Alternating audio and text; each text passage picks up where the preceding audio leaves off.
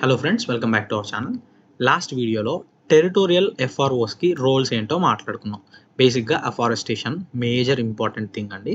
దాని తర్వాత ఆల్రెడీ ఉన్న ఫారెస్ట్ని సెల్వికల్చరల్ ఆపరేషన్స్ ద్వారా ఎలా మానిటర్ చేస్తారనే దాని గురించి మాట్లాడుకున్నాం. చాలామంది ఇంకా అడిగే క్వశ్చన్ ఏంటంటే కామన్గా టెరిటోరియల్ అని ఎందుకు వాడుతున్నారు, వైల్డ్ లైఫ్ ఎఫ్ఆర్ఓస్ ఉన్నారు కదా, వాళ్ళ పరిస్థితి ఏంటంటే వైల్డ్ లైఫ్ మేనేజ్మెంట్ అనేది సపరేట్ బ్రాంచ్ అండి.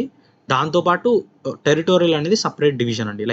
అంటే ఈ రెండు డిఫరెంట్ స్ట్రీమ్స్. జస్ట్ లైక్ ఒకవేళ మీరు పోలీస్ అవేర్ అయి ఉంటే పోలీస్ సిస్టమ్ని, సో డిఫరెంట్ బ్రాంచెస్ అనేవి ఉంటాయండి. క్రైమ్ బ్రాంచ్ ఉంటుంది, డిఫరెంట్ ఉంటుంది కదా, సివిల్ అలా ఇలా. సేమ్ అలానే ఫారెస్ట్రీలో కూడా 3 to 4 డివిజన్స్ అనేది మ్యాక్సిమం ఉంటుందండి. మన ఏపీలో అరౌండ్ 3 డివిజన్స్ ఉన్నాయనుకుంటా. దాంట్లో ఒకటి ఇల్లీగల్ ట్రేడ్ ఆపే బ్రాంచ్, వైల్డ్ లైఫ్ని కానీ లేదా ఏదైనా ఒక ఎండేంజర్ స్పీసీస్ని కానీ ఎవరైనా ఇల్లీగల్గా ట్రేడ్ చేసిన ఏనుగు దంతాలు ఉన్నాయనుకోండి, వాటిని ఇల్లీగల్గా ఎవరైనా ట్రేడ్ చేస్తున్నారు, సో దాన్ని పట్టుకునేదానికి ఒక క్రైమ్ బ్రాంచ్ ఉంటుంది. సో అదొక బ్రాంచ్. వైల్డ్ లైఫ్ని మానిటర్ చేసేదానికి వైల్డ్ లైఫ్ మేనేజ్మెంట్ కమిటీ ఉంటుంది, బ్రాంచ్ ఉంటుంది. అనదర్ వచ్చేసి టెరిటోరియల్ బ్రాంచ్ అండి. ఇది చాలా ఇంపార్టెంట్. టెరిటోరియల్ వల్లనే మనకి మోస్ట్లీ అనేది వర్క్ అనేది జరుగుతుందండి మన స్టేట్లో. ఫారెస్ట్ మనం మాట్లాడుకున్నాం కదా, ఫారెస్ట్ ఇంక్రీజ్ అనేది చేయాలని. ఫారెస్ట్ ఇంక్రీజ్ ఎలా జరుగుతుందండి? ప్లాంట్స్ నాటితేనే కదా. ఎక్కడ చెట్లు ఎక్కువ ఉంటే అక్కడ బయోడైవర్సిటీ ఎన్రిచ్మెంట్ ఉంటుంది, అక్కడ వైల్డ్ లైఫ్ కూడా ఎక్కువ పెరిగేదానికి ఛాన్సెస్ ఉంటుంది. వైల్డ్ లైఫ్ శాంచురీస్ని వీటిని మానిటర్ చేసేది వచ్చేసి వైల్డ్ లైఫ్ మేనేజ్మెంట్ డివిజన్స్ అండి. టెరిటోరియల్ వచ్చేసి మేజర్గా ఫారెస్ట్ని కన్సర్వ్ చేస్తారండి, దట్టడి అడవి అవన్నీ. సో వీళ్ళు ఎఫ్ఆర్ఓగా ఒకన్స్ మీరు ప్లేస్ అయ్యాక మీకు వచ్చే మేజర్ డిఫికల్టీస్ ఏంటంటే ఈ మూడేనండి.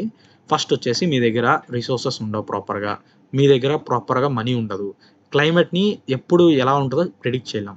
సో అందుకోసం మీరు ఒక రేంజర్గా సెలెక్ట్ అయినప్పుడు ఈ మూడిటి ముందు మీరు ఒక ప్రీ సర్వే చేసి పెట్టుకోండి.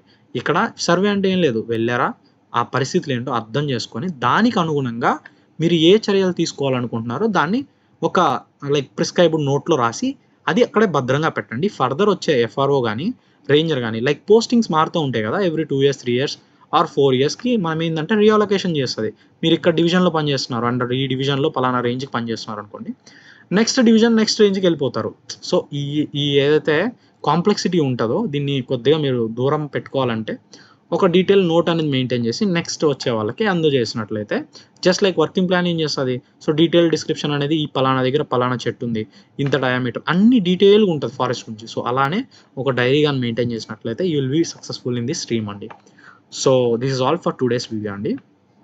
If you like videos please subscribe చేసుకోండి అండ్ ప్లీజ్ సపోర్ట్ చేయండి అండి. And thank you so much.